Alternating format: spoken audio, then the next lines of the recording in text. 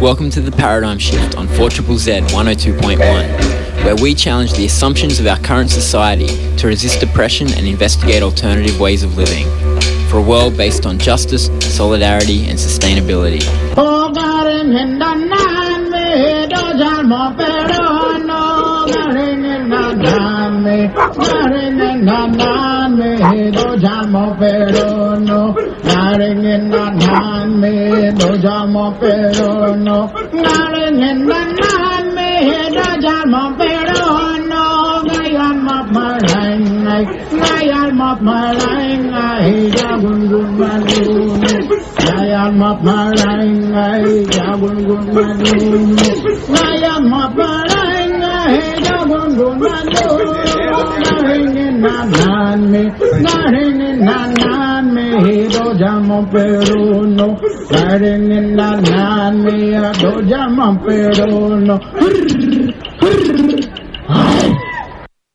Welcome to the Paradigm Shift on 4ZZZ 102.1 FM, your local community radio station. My name is Andy and I'll be with you on your radio for the next hour. We're broadcasting on Yagara and Turrbal country here. And today on the show, we are going to be looking back at what has been a huge part of Brisbane political culture over the last year, as it has been for in most places around the world, which is solidarity with Palestine. There has been innumerable events in the last 12 months. In fact, somebody has been keeping a list, and I have it in front of me here, and I haven't bothered to count. It is a lot of events that have been organised. Of course, there's been many rallies in the city and also down at Logan at the office of our Federal Treasurer there at Woodridge, but also events of every different kind that you could imagine. Anybody who had some kind of thing they could do for Palestine, people have been doing it. Going from, artists and musicians doing things for Palestine. There's been unions organising things. There's been markets for Palestine of people who make crafty things or food. Of course, university students. There's been religious groups doing prayers and walks and vigils.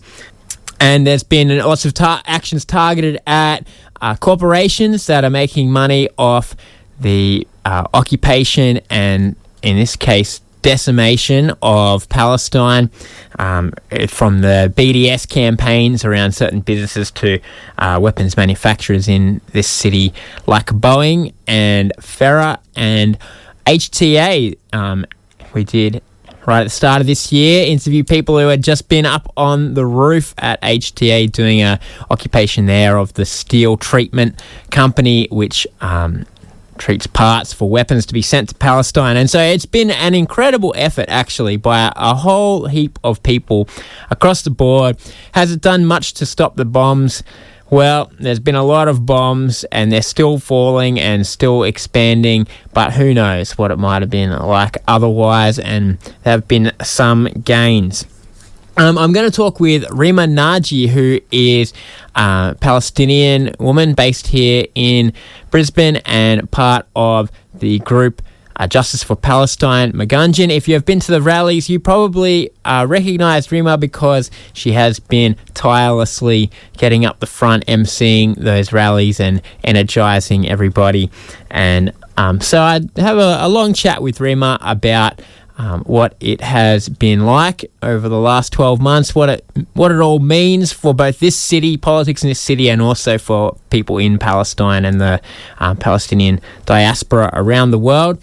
And most likely next week I'll be doing a similar topic, but I will be chatting to somebody on the ground in Palestine about what the last year has meant for people living there. And indeed, I will ask what the international solidarity from places like our city has meant for those people. So tune in next week again, but for the next 55 minutes, we do have a show coming up that will be full of reflections on this last 12 months And I spoke to Remah Naji from Justice for Palestine. Let's have a listen to Remah. My name is Remah Naji. I'm one of the lead organisers at the Justice for Palestine Magan-djin. And today on the show, we're reflecting on a year of Palestine protests here in Brisbane and around the world in response to the large-scale invasion by Israel. But let's start off with, I think, you personally. I'm interested in how your life has changed in this last year. Yeah, thanks, Andy. Look, it hasn't been easy.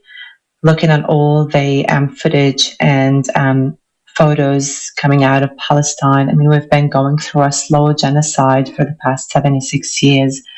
However, seeing this genocide live streamed through our phones has been a very difficult experience. We've had to deal with emotions that we never thought we could deal with. And I have to say that we got triggered by a lot of these news and images and the footage coming out of Palestine, because as a person of Palestinian heritage, we have intergenerational trauma, and some of this trauma gets buried in the hustle and bustle of life. But for me and a lot of people who I know within the community, these images and the news and the footage coming out of Palestine triggered a lot of these emotions.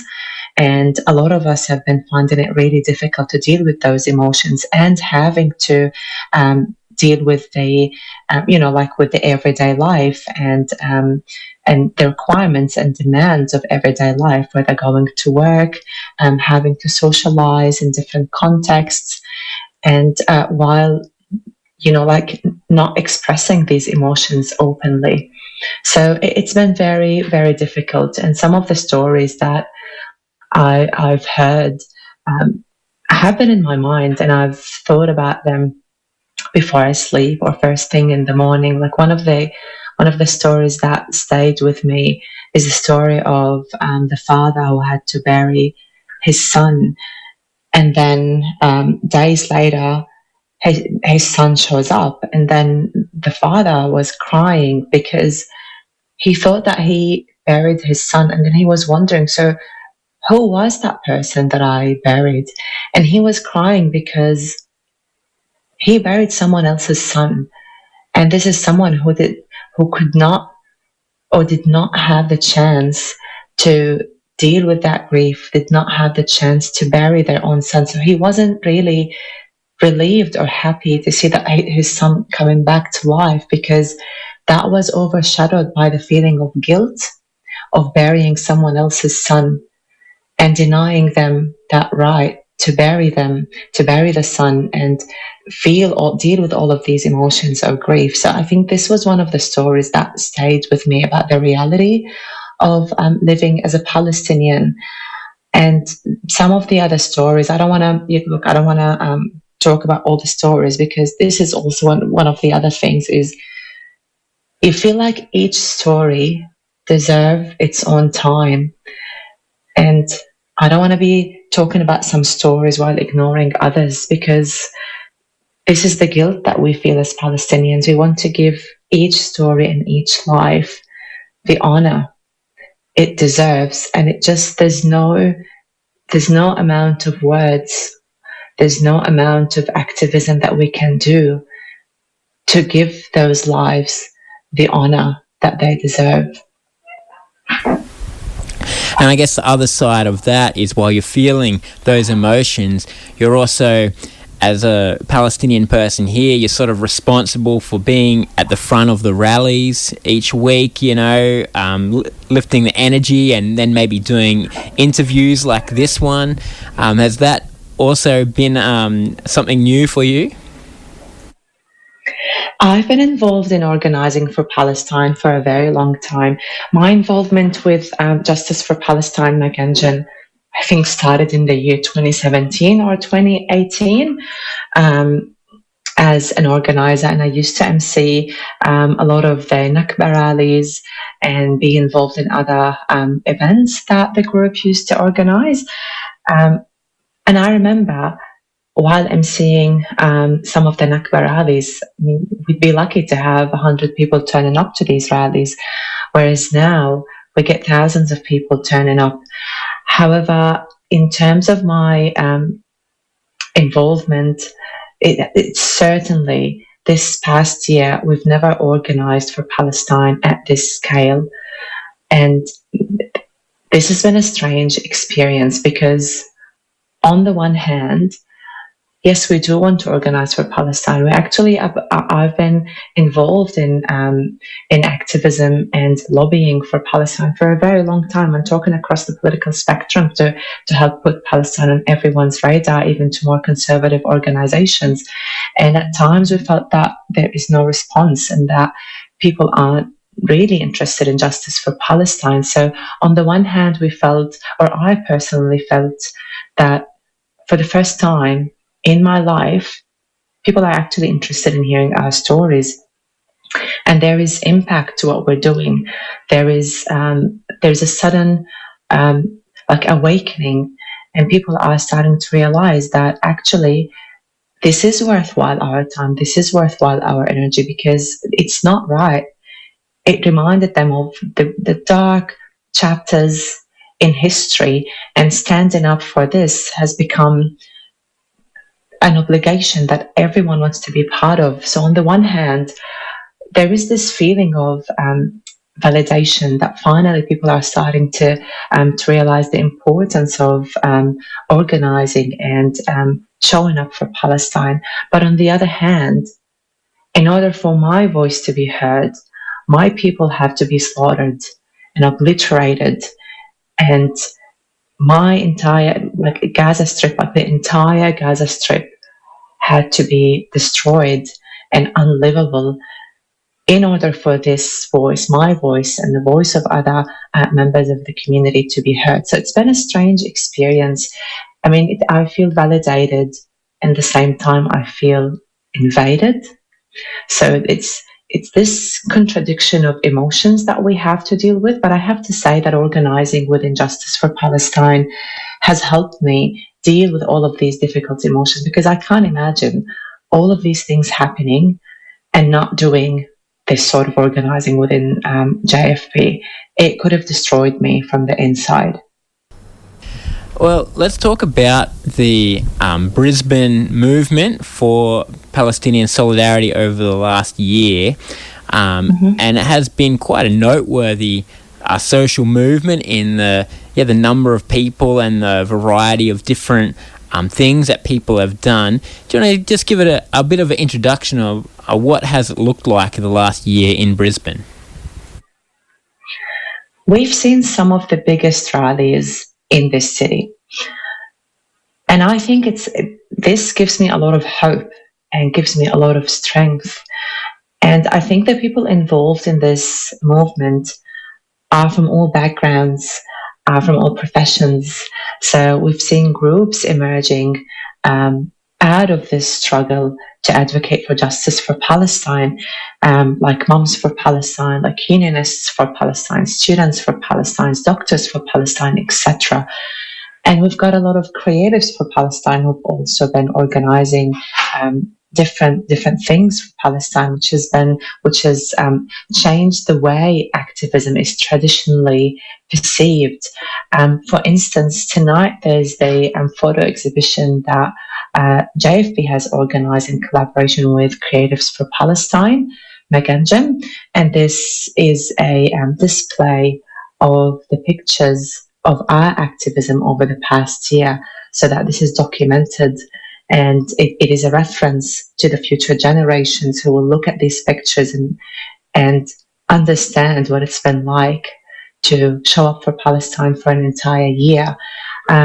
For the past year, we've blockaded streets, we have blockaded arms dealers and arms or weapon parts manufacturers such as Farah. We protested at Parliament House. We marched to the ABC to protest their complicity in genocide. We talked with a lot of people about Palestine. A lot of people received information that they've never thought that they will be exposed to this kind of information and stories, and it's all thanks to our activism. And I think our rallies have become a source of education because we've dedicated a lot of these rallies to educate the public about certain aspects on Palestine, such as the prisoners, such as what it's like to be a Palestinian man, and all the stigma around being a Palestinian male, and all the stigma about patriarchal societies in Palestine. We talked about Palestinian women and the steadfastness of Palestinian women. We had one rally about Palestinian children where the children got up and spoke about Palestine, and it was very empowering to see how children are actually ready to take the streets to advocate for Palestine. We focused on healthcare and what it is like for medical workers to work in such conditions in Palestine. We focused on education. We talked about the education amongst Palestinians and how, for us Palestinians, our most powerful form of activism is our education, because this is how we resist. And I know that after the Holocaust, and this is something documented in the Palestine Laboratory book, after the Holocaust, one of the Israeli leaders, after they occupied Palestine in 1948, said that in order for the Jewish people to feel secure in a cruel world, they'll have to build a strong weapons empire. However, for us Palestinians, our strength comes from education. And we talked about the importance of education and how Palestinians have the highest education rates in the world. We talked about so many different things that our rallies became a source of education. They're not just, it is an outlet of our anger and other emotions, but at the same time, for a lot of people, they come to the rallies to hear about all these sort of things. So I think for members of Justice for Palestine, we actually take pride in the work that we've done. And throughout the year, all of our activism, all of our rallies and different direct action and things that we've done, all of them have been very peaceful. We haven't had any instances where we've been accused of anything. All of this has been peaceful because each one of us understands the importance of standing shoulder to shoulder with each other for justice and liberation. And we do that in the most peaceful ways. So we do take pride in the work that we've done over the past year and even before. And in saying that, I also want to acknowledge all the work that my comrades has been doing even before I settled in this country, because all of their work, even before the creation of Justice for Palestine in 2009, their work has paved the way for us to be here. And we hope that our work will pave the way for the next generation to continue this plight for liberation.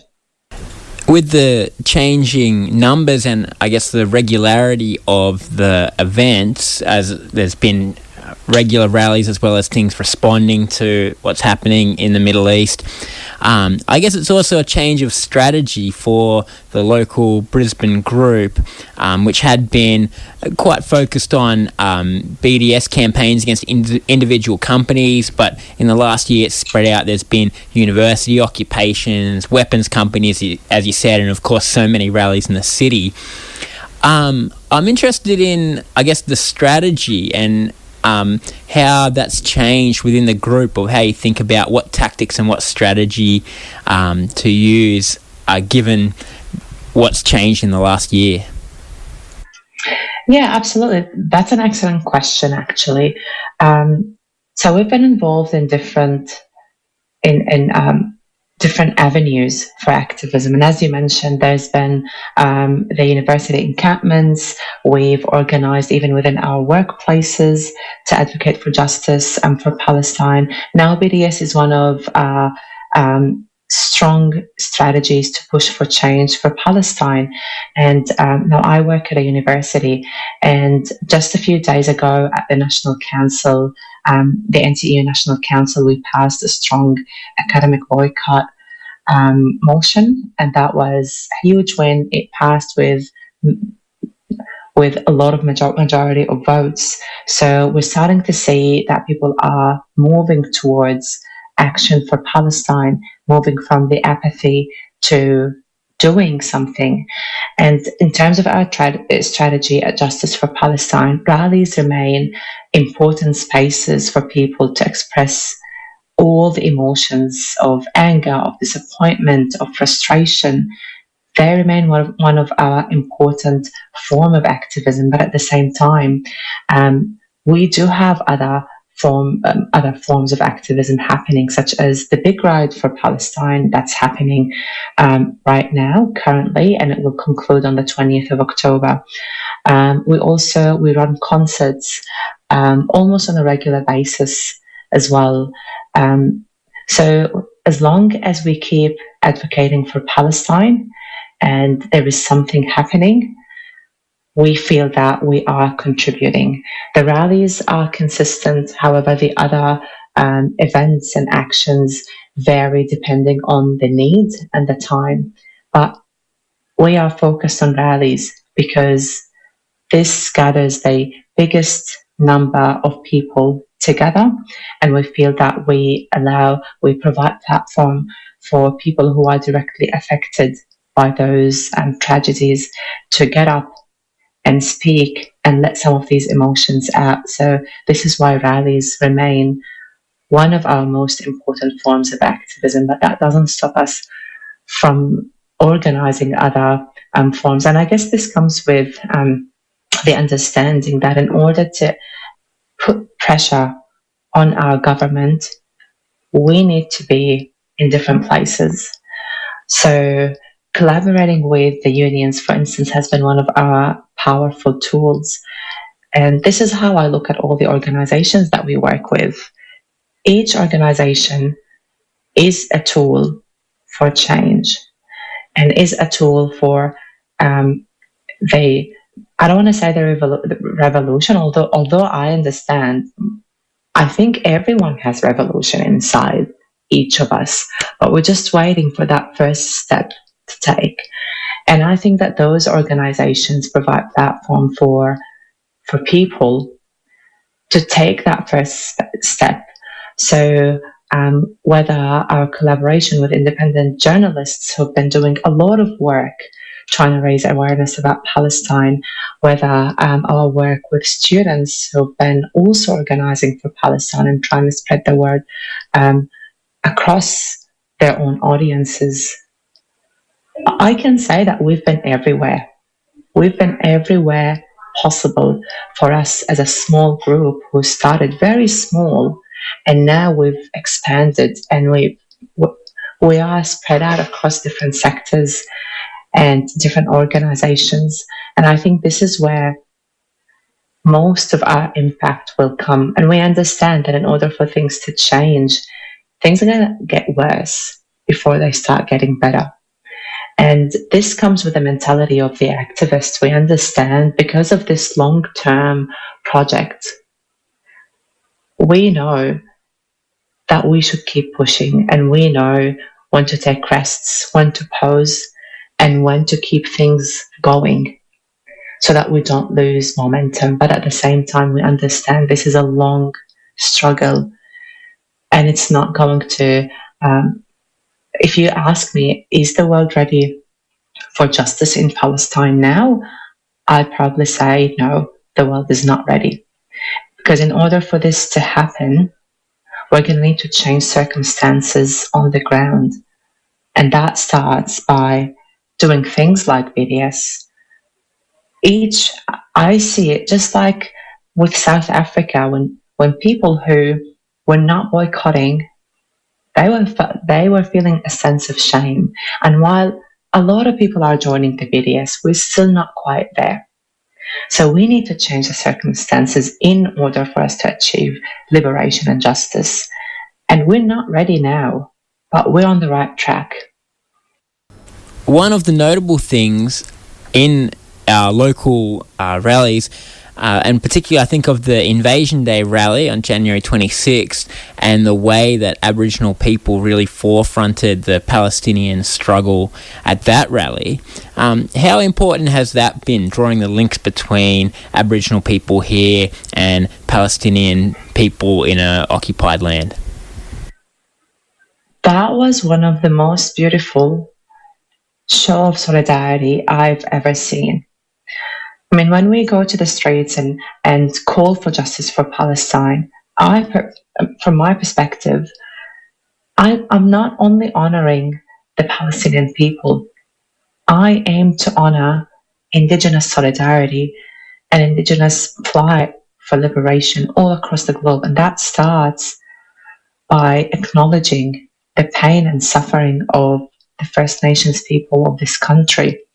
I'd be a hypocrite if I'm taking a platform talking about Palestine without acknowledging the struggle of the First Nations people of this country. So for me, to see that solidarity coming from the Indigenous people of this country with my people, this has been very empowering. This has been very, I think for Indigenous people, resistance is in our DNA, right? But to see that we are resisting with each other because we understand that my liberation is tied to your liberation is next level empowerment. And I think this is something, there's something also Uncle Professor Gary Foley said once that stayed with me. He said, the colonizers learn how to colonize from each other, but the colonized learn how to resist from each other.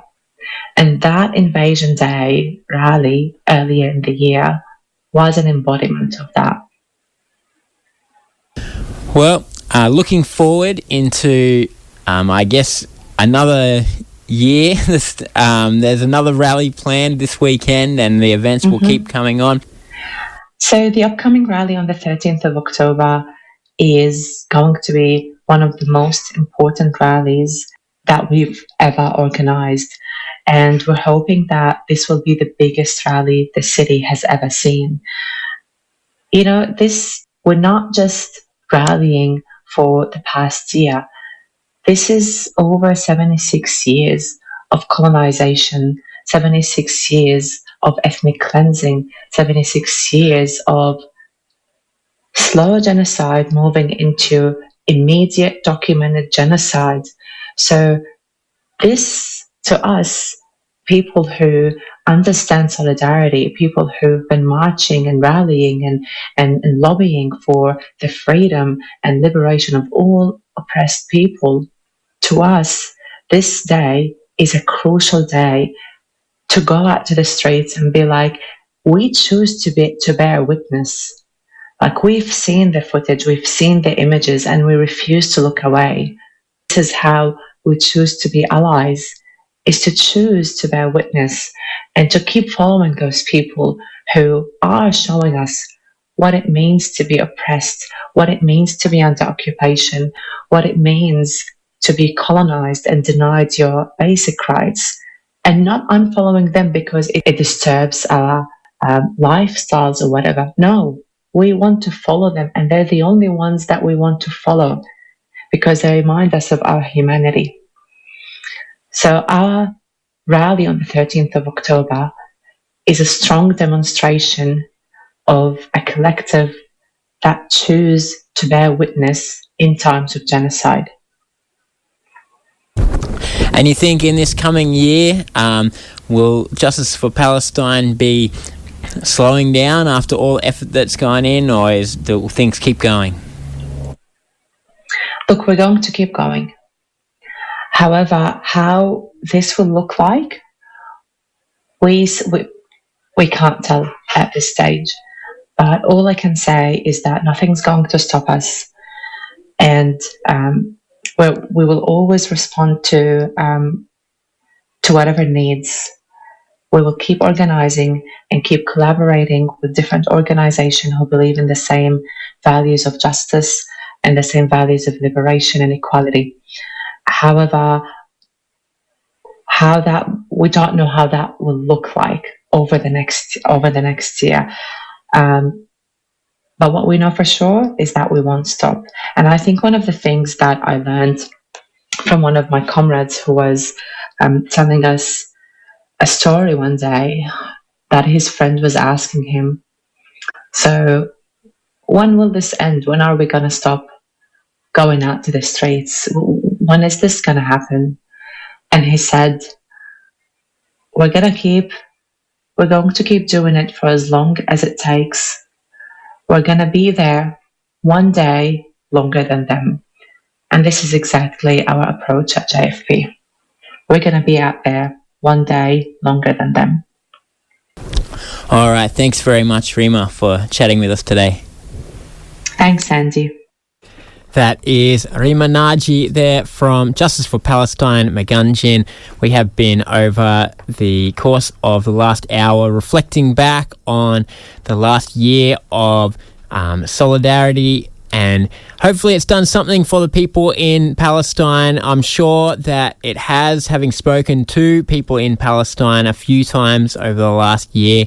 The international solidarity does mean a lot to them, and I think it has shifted things politically, even in Australia, maybe not as far as we would have liked, into Australia playing a more active role in working for peace and justice in that region. But there have been moves from the Australian government towards support for Palestine that just weren't apparent at the beginning.